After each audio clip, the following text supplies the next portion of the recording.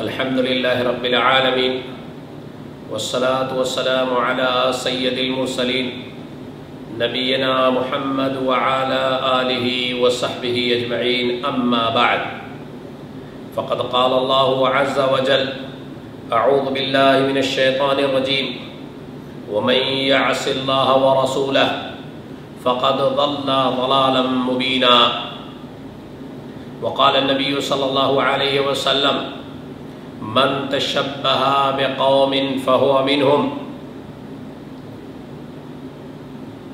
آج اس حلقہ میں میرے اس درس کا خاص موضوع ہے داڑھی۔ اللہ رب العالمین نے اپنی چاہت سے اور اپنے پسند سے مرد و زن کو پیدا کیا۔ مردوں کی تخلیق کے وقت مردوں کی خصوصیات کو سامنے رکھا اور عورتوں کی تخلیق کے وقت عورتوں کے حسن و جمال کا خیال رکھا۔ داڑھی اللہ رب العالمین نے مردوں کو عطا کیا اور عورتوں کو بلا داڑھی کا چہرہ دیا۔ مردوں کی خوبصورتی ان کے چہروں پر بال، داڑھی اور مونچھ کی شکل میں عطا کیا، اور عورتوں کا حسن و جمال بغیر داڑھی اور مونچھ کے رکھا تاکہ ان دونوں صنف کے حسن و جمال الگ الگ ہو۔ مرد کے حسن و جمال ان کی شان اور ان کی عظمت کے لحاظ سے ہو، اور صنف نازک کی جمال اور اس کی خوبصورتی اس کی عظمت اور اس کے شان کے لحاظ سے ہو، تاکہ ایک عورت کسی مرد کو دیکھے تو اس کے اس حسن و جمال سے محظوظ ہو، اور جب کوئی مرد اپنی بیوی کو دیکھے تو اس کے اس حسن و جمال سے محظوظ ہو۔ شریعت اسلامیہ نے چہرے کی رونق، چہرے کی عظمت انہی خوبصورتیوں میں پیوست کیا ہے جو اللہ کو مطلوب اور مقصود تھا۔ نبی مکرم صلی اللہ علیہ وسلم اور آپ صلی اللہ علیہ وسلم کے اصحاب کی یہ شان تھی کہ آپ نے خود داڑھی رکھی، آپ کے اصحاب نے داڑھی رکھی، اور اللہ کے نبی صلی اللہ علیہ وسلم نے داڑھی رکھنے کے بعد یہ بھی حکم فرمایا کہ دیکھو تمہاری داڑھی کی بھی ایک الگ کیفیت ہے، وہ تمہاری داڑھی ایسی ہو کہ مونچھ کے ساتھ ہو، مونچھ کو کتریے اور داڑھی کو معاف کر دیجئے، اس میں ہاتھ نہ لگائیے، اس کو کاٹیے مت، اس کو آپ سیٹ نہ کیجئے،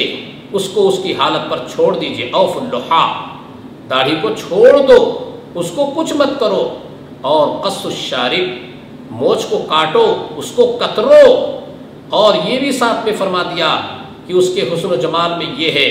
کہ دیکھو یہودیوں کے طریقے پر آپ داڑھی اور مونچھ نہ رکھیں، کیونکہ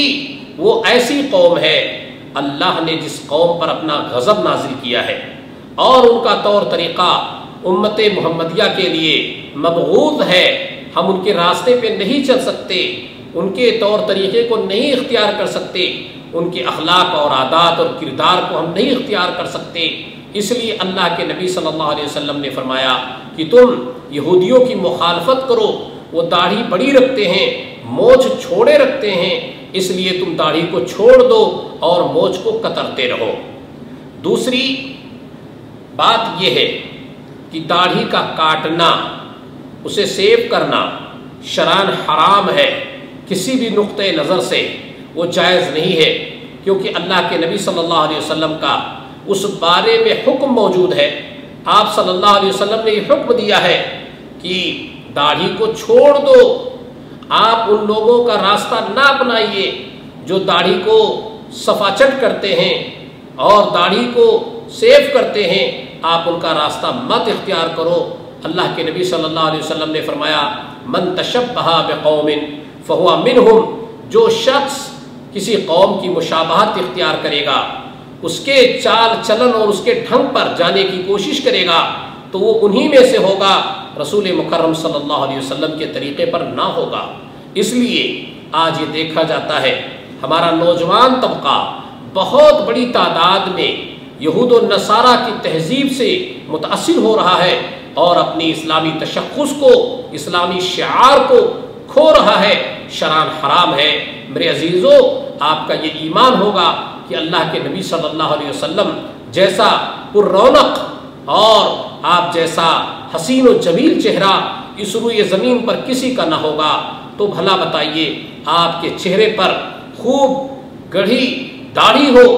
اور خوب بال والی داڑھی ہو، آپ داڑھیاں رکھے ہوں، اپنے امتیوں کو داڑھی چھوڑنے کی آپ تعلیم دیں اور امتی آج رسول اللہ صلی اللہ علیہ وسلم کی تعلیمات سے روگردانی کر کے اللہ نے جس فطرت پر اسے پیدا کیا تھا، اللہ کے اس فطرت کو تبدیل کر کے ایک نئے انداز میں اور نئے طریقوں پر جینا چاہتا ہے۔ اللہ تعالیٰ نے قرآن کریم میں فرما دیا ہے، غور سے یہ آیت سن لو، وَمَن يَعْصِ الرَّسُولَ، جو رسول کی نافرمانی کرے گا، جو رسول کی نافرمانی کرے گا،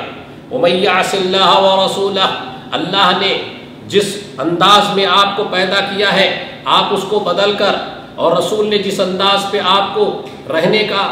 حکم دیا ہے اس انداز کو چھوڑ کر کے آپ دوسرا طریقہ اختیار کریں، وَمَن يَعْصِ اللَّهَ وَرَسُولَهُ، جو اللہ کی بات نہ مانے گا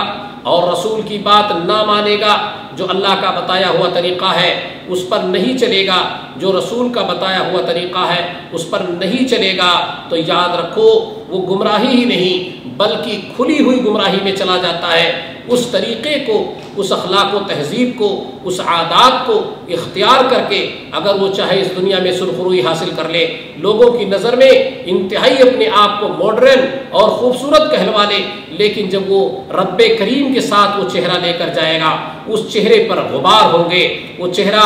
جو ہے غبار آلود ہوگا، سیاہ ہوگا، ایسے چہرے چمکتے ہوئے نہیں ہوں گے۔ اللہ کے واسطے اپنے چہروں کو بارونق بناؤ، اپنے چہروں پر اسلامی شعار کو باقی رکھو، مرو بھی تو مسلمان بن کر مرو، دنیا دیکھے کہ یہ رسول اللہ کا چاہنے والا ہے اور اس کے چہرے پر وہی داڑھی ہے جو رسول اللہ کے چہرے پر تھی، جو آپ کے اصحاب پر تھی، جو آپ کے مومنین جو دوست تھے، جو آپ کے مومنین ساتھی تھے، ان تمام لوگوں کے چہروں پر داڑھی تھی۔ آپ مرے تو مسلمان بن کر مرے۔ اس لیے میرے بھائیوں، اللہ اور اس کے رسول کی نافرمانیوں سے بچتے ہوئے اللہ کے واسطے اپنی داڑھیوں پر استورے مت چلائیے، قتل مت کیجیے، اسلامی شعار کو تباہ مت کیجیے۔ یہ داڑھی نہیں کاٹنا ہے، یہ داڑھی سیف نہیں کرنا ہے، بلکہ یہ اسلام کے ایک شعار کو جڑ سے کاٹ دینا ہے اور اپنے آپ کو مسلمانوں کے شعار سے نکال کر کے غیر مسلموں اور جن کا کوئی شعار نہیں ہے ان کے راستے پر لگانا ہے۔ اللہ کے واسطے اپنی مردانگی کو، اپنی شخصیت کو، اپنی وقار کو، اللہ نے جس چہرے پر داڑھی تمہارے اگایا ہے اس کو اس کی حالت پر رکھتے ہوئے اللہ کے سامنے جاؤ اور اس دنیا میں اپنے چہرے کو ادھر ادھر کر کے، اسے توڑ پھوڑ کر کے اور چہرے کے حسن کو تباہ کر کے نبی کی سنتوں کو آپ جو ہے